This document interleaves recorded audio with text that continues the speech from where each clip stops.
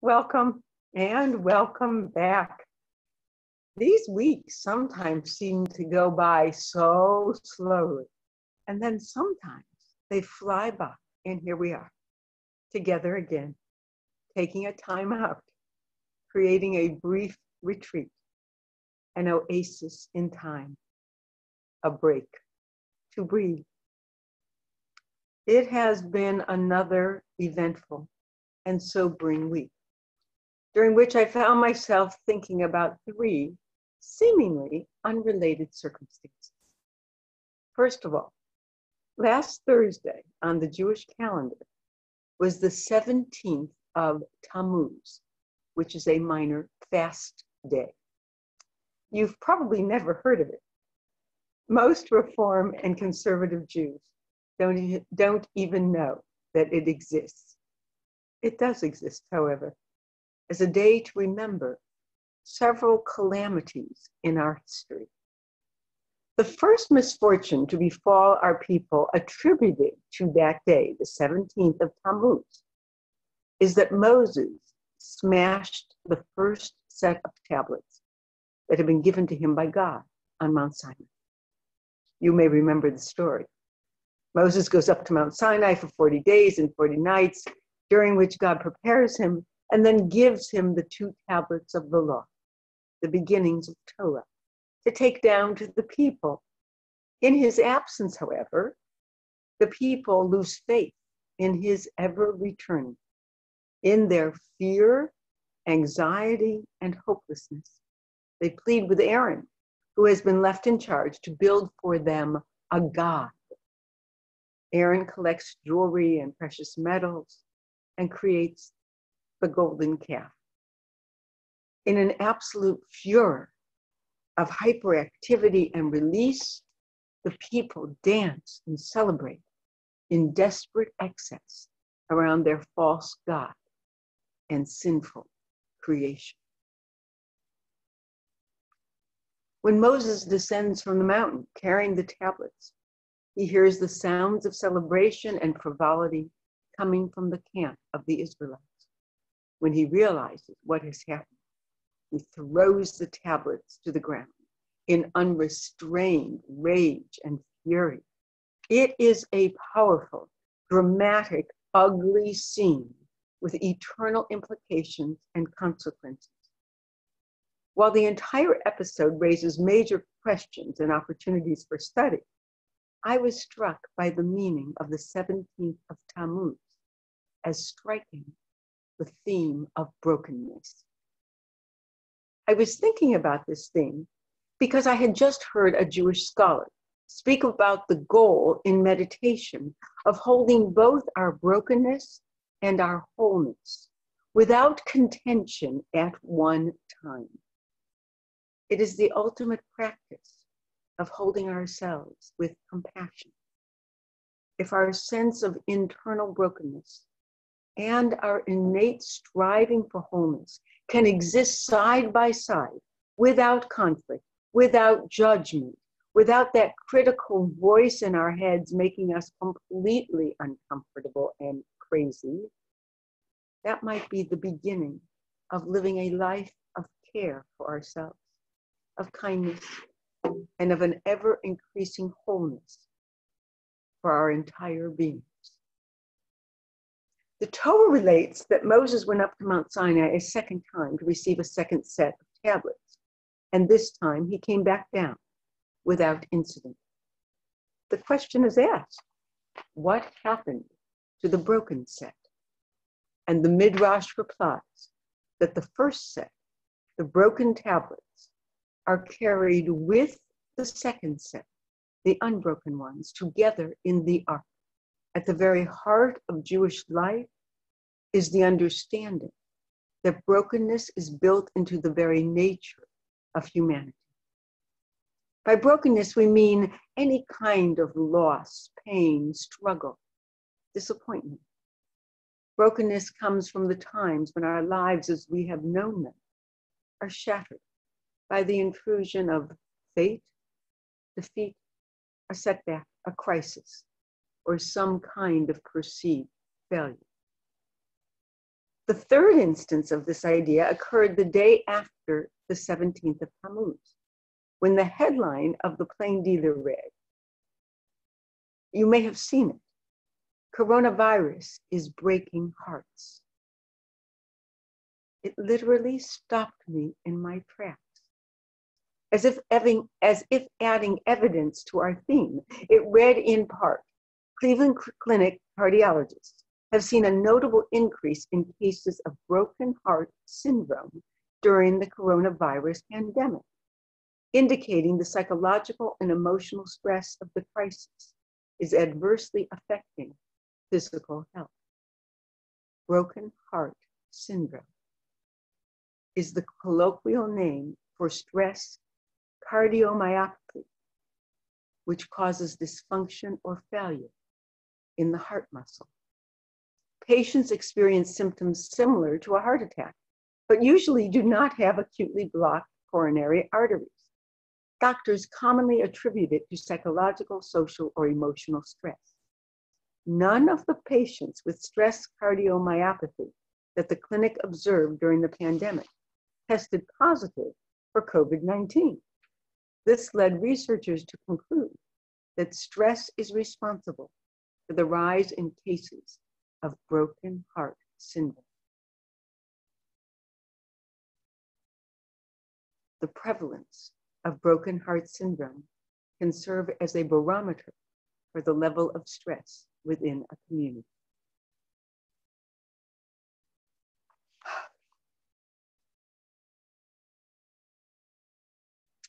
As a prelude to our meditation, I would share with you that the Kotzker Rebbe, a Hasidic rabbi of the late 18th and 19th centuries, taught that there is nothing as whole as a broken heart. There is nothing as whole as a broken heart.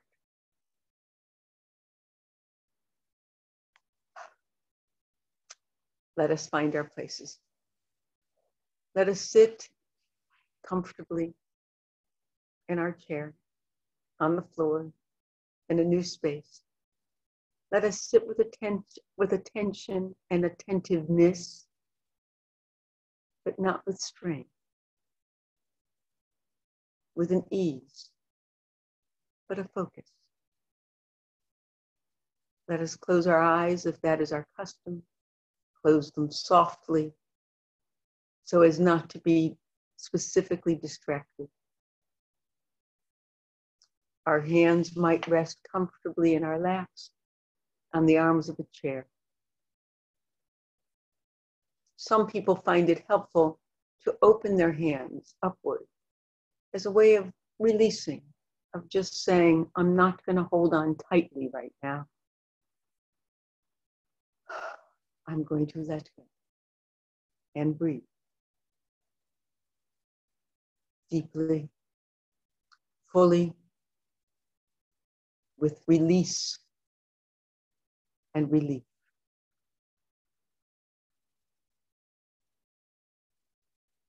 And a sense of something good entering our bodies when we can actually allow them to breathe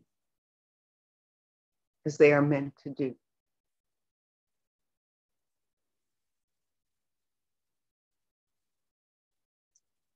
We bring our attention to the breath because that is a way of bringing all of our concentration to this moment. We try to let go of everything that preceded us coming into this space, of everything that might be waiting for us to do when we are complete. It will still be there. It will still be waiting. But by exercising that muscle that says, you're just right here in this moment, breathing, being, feeling the breath going in and the breath going out, noticing You are living your life as it is meant to be lived, one moment at a time, right now. Not reliving what was yesterday. You can't. We can't. Not anticipating what will be tomorrow. That's for another time. But being here, being present, being now.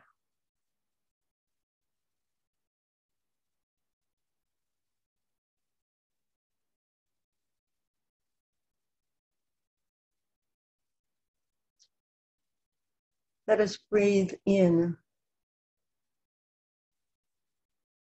an acknowledgement of the complexity of this moment.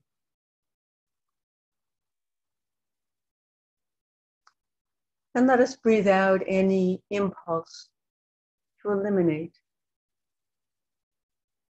anything from this moment.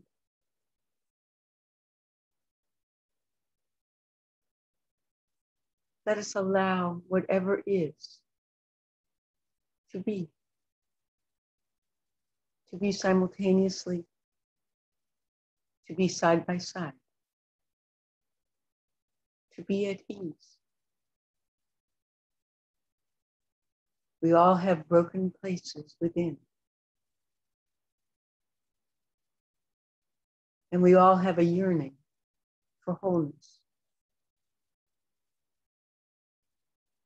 One does not diminish the other. In fact, allowing them both, acknowledging them both in this moment,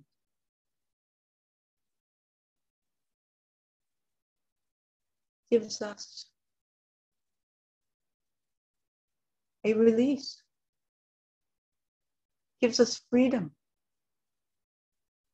We don't have to fight.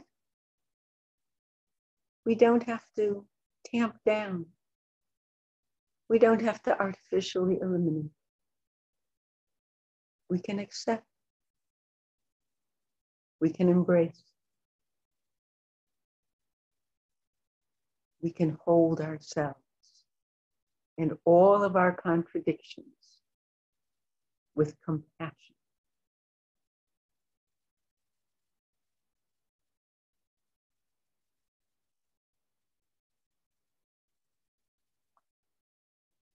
There is nothing as whole as a broken heart.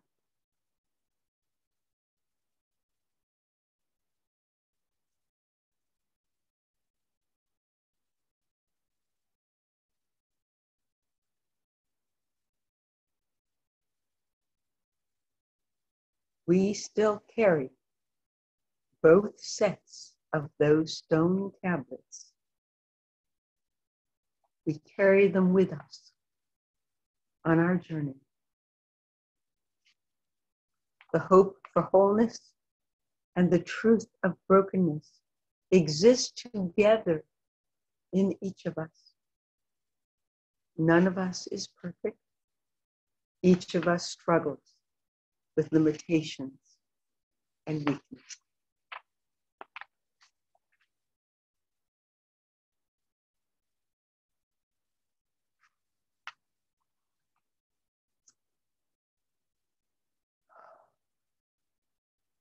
Just notice that breath coming in.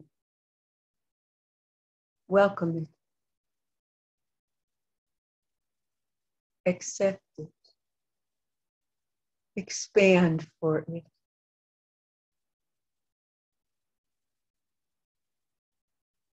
And let it go. Without regret. Without trying to fix it or judge it. Or deny it. We just let it go. Because the next breath comes along in its wake, again filling us and allowing us to see clearly the many contradictions of our lives. And as we let go of that need to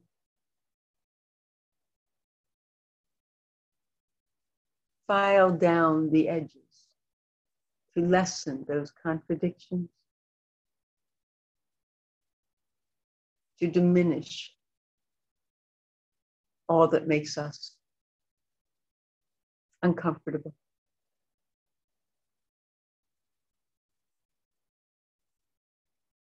We relinquish just for this moment that need.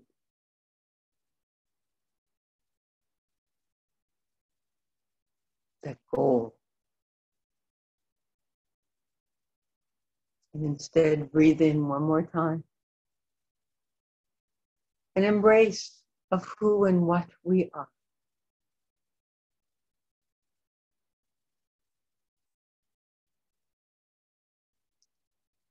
In our broken hearts, can we find that wholeness that loves ourselves first before we turn outward in loving others?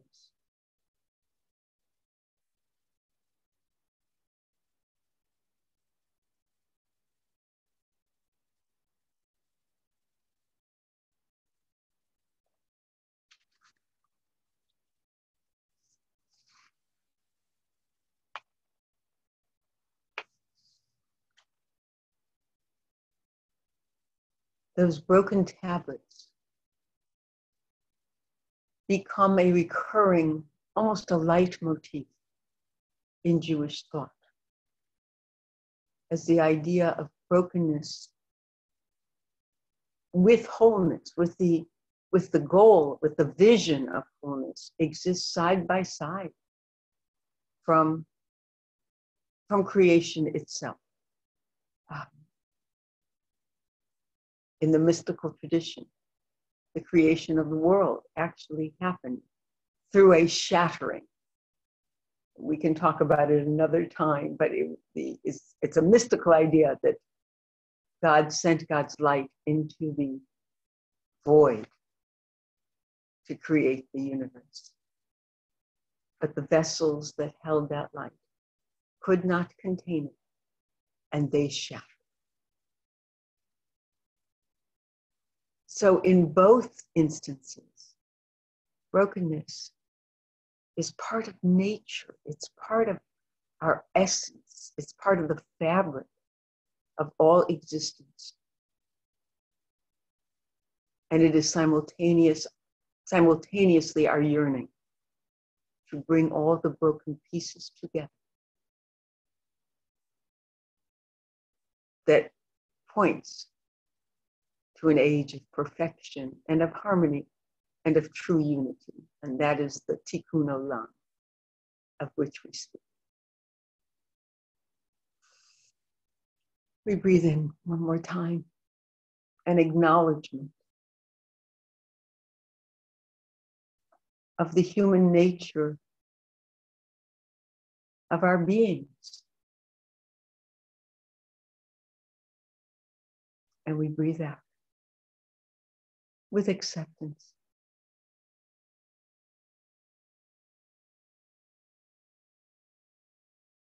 And the knowledge that we will always seek wholeness.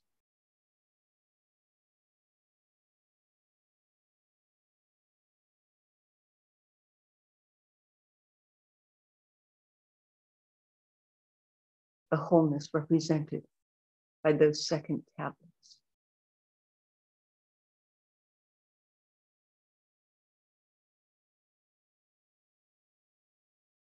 That were carried with the broken ones in the same ark, the same heart of the people, of our tradition. I share with you these words by way of conclusion. Wholeness and brokenness can be strangely misleading. We wear our wholeness like a badge of honor, seldom recognizing that it is a shield. Our prized invulnerability, a mask deflecting gazes, which we fear may linger too long, and see what is within. Yet if we could but own our brokenness, find it held by fellow pilgrims as a blessing, we may yet discover that in our fragile, broken selves, we are more whole than ever we were, hiding behind our strength.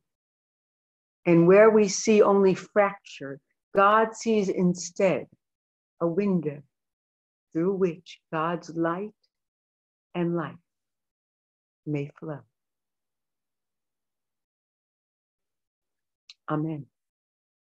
I wish you a healthy, strong, unconflicted, good week.